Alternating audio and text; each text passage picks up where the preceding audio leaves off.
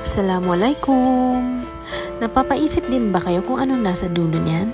Sa mga hindi pa nakapunta sa pababag kagaya ko, panoorin niyo po ang video na ito hanggang dulo. Matapos kami magchismisan, magkulitan doon sa bahay ng nag-invite sa amin, nagyaya yung tatay ko na magpunta doon sa tinatawag nilang Batudulang. Hanggang daan nagkukulitan pa rin at napuna na naman ng tabako. Unplanned itong lakad na ito kaya hindi ako nakapag-rubber shoes.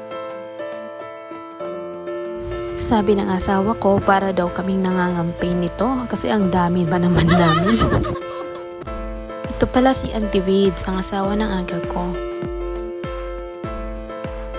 Andito na kami sa area kung saan wala pang bahay sa tabing dagat. Maganda ang view dito for picture taking or videography. Pero wala pa po tayo doon sa pinakadulo.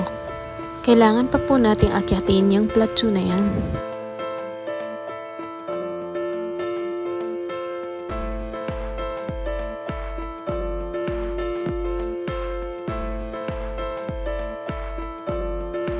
Pero yakang-yaka din naman, ganyan lang naman yan kataas, oh. Ganito yung view na bubungad sa'yo kapag walang tao.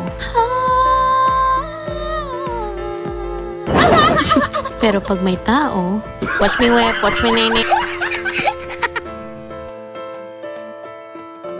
Pero maganda talaga po dito. Pang pictorial, sino mga kakasal dyan, oh. Photography spot unlocked.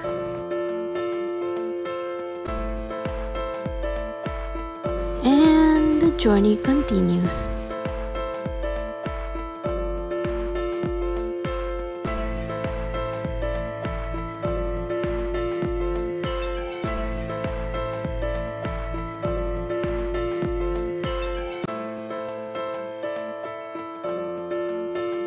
Grabe din inabot ng shoes na to, oh.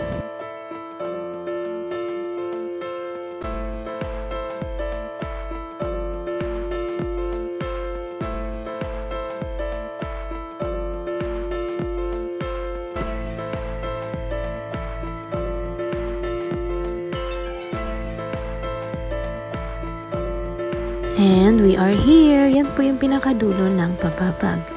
To the right, may puno dyan ng ganda pero madumi lang talaga. Yung tatay ko, hinahanap na yung Batudulang. Habang nagre-reminisce siya nung binata pa siya.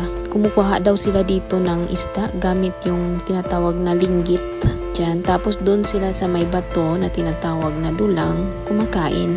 Naabot niya dito kasi namuhay po sila sa may Tungsina noong 1979 hanggang 1987. May nakita kaming duyan at ginawa kong modelo ang nanay ko kasi bagay naman sa outfit niya, di ba? Sana all!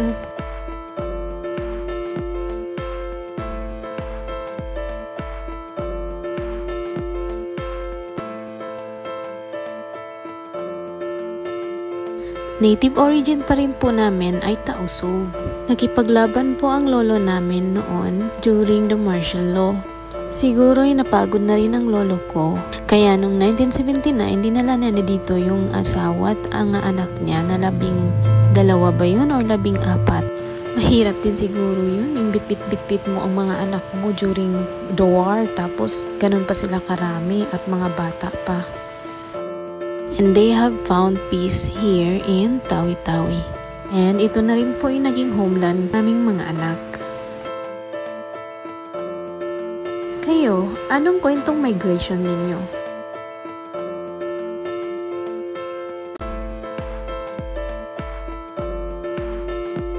At kami po ay nagpahinga muna kaya napagod lahat. Uwian na!